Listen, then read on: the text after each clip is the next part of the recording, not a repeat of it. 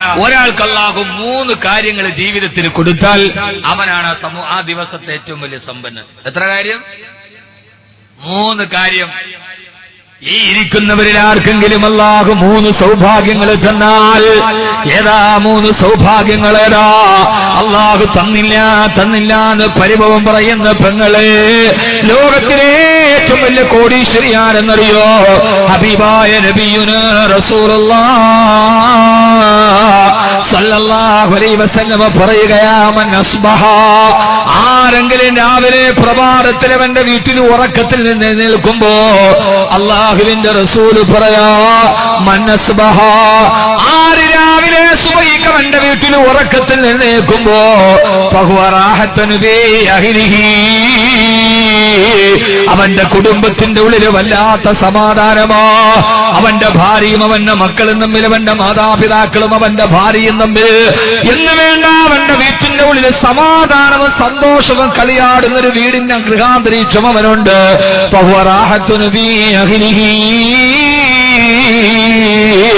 അവന്റെ വീടിന്റെ ഉള്ളിൽ നിറഞ്ഞ സമാധാനമാ. എന്ന് മാത്രമല്ല, അവന്റെ വീടിന്റെ ഉള്ളിൽ സമാധാനമാണ്. 2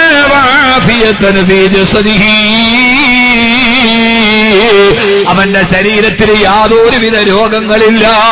അന്നത്തെ ദിവസം അവന്റെ ഭാര്യ മക്കൾക്ക് അധ്വാനിച്ചു കൊടുക്കാനുള്ള ആരോഗ്യം അല്ലാഹു റബ്ബുൽ ഇസ്സത്ത് അവന് നൽകിയിട്ടുണ്ട്.